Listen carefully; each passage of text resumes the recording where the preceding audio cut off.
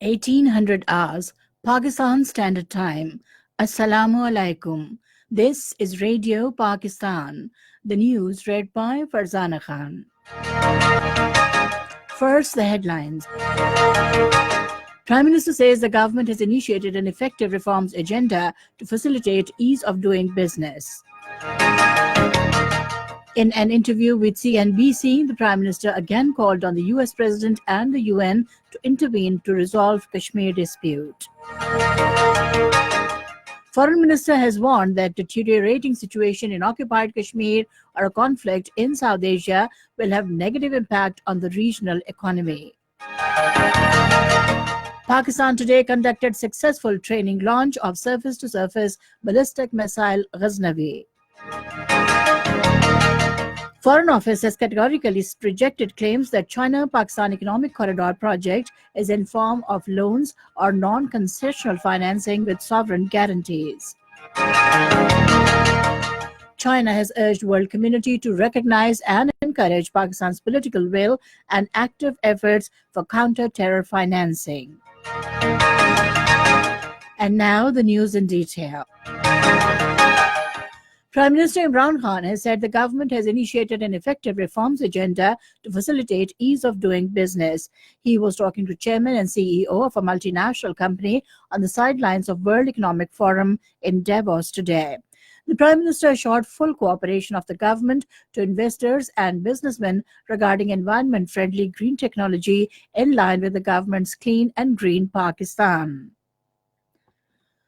Prime Minister Imran Khan has once again called upon the US President Donald Trump and the United Nations to intervene for resolution of Kashmir dispute. In an interview with CNBC, he said Kashmir is a far more serious problem than the people and the world realize. He said 8 million people have been put under siege in occupied Kashmir since 5th of August last year. The Indian forces have picked up thousands of Kashmiri teenagers and arrested all their political leaders. He said it is a serious situation and warned that this could potentially spill over into a conflict between the two nuclear-armed countries. When asked about the US-Iran tension, the Prime Minister made it clear that Pakistan will only be partner in peace. Responding to a question, the Prime Minister rejected the impression that the CPEC has made Pakistan indebted to China. Prime Minister Imran Khan says the country has been put on the right economic track and good times are ahead.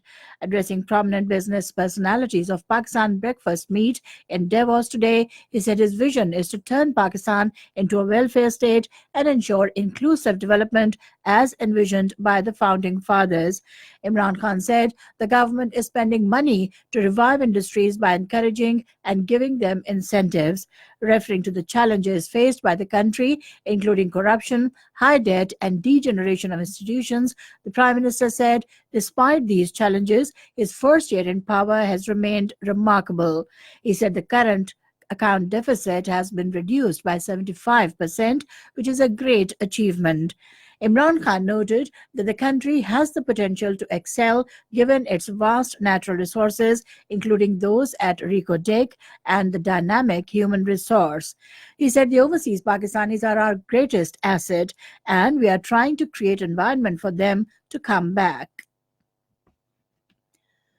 Prime Minister Imran Khan had a meeting with German Chancellor Angela Merkel on the sidelines of World Economic Forum in Davos today. Angela Merkel invited Prime Minister Imran Khan to visit Germany. Foreign Minister Shah Mahmood Qureshi has warned that deterioration of situation in occupied Kashmir or a conflict in South Asia would have negative impact on the regional economy. In a statement today, he said Prime Minister Imran Khan has effectively and forcefully presented Pakistan's stance on important matters. He said the US President Donald Trump has expressed willingness to visit Pakistan. He said the US President considers Pakistan an important country and wants to promote bilateral relations between the two countries. Pakistan today conducted a successful training launch of surface-to-surface ballistic missile Ghaznavi.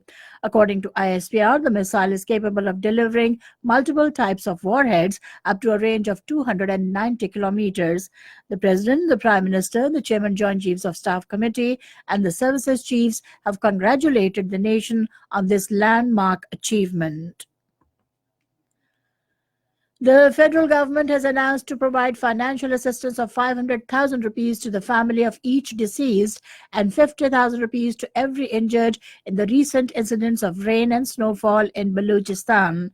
This was announced by Special Assistant on Information and Broadcasting, Dr. Firdaus Ashika Khan, at a news conference in Quetta today. She said 50,000 rupees will be given to every person whose house has been destroyed in the recent rains and snowfall in the province. This is Radio Pakistan giving you the news. Pakistan has categorically rejected as baseless the claims that China-Pakistan Economic Corridor project is always in the form of loans or non-concessional financing with sovereign guarantees.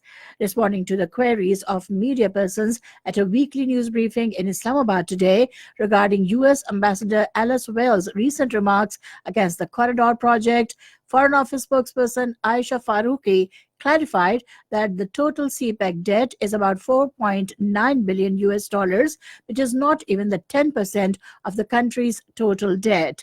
The spokesperson said the CPEC has helped Pakistan to address development gaps in energy, infrastructure, industrialization, and job creation. Ministry of Planning and Development has also responded to the statement of the U.S. Acting Assistant Secretary of State Alice Wells on CPEC. Spokesperson of the ministry said the CPEC is a well-thought-out initiative involving mega development projects for the economic and social development of Pakistan. He said the projects completed so far in Phase 1 have already brought relief and started yielding dividends and tangible socio-economic benefits.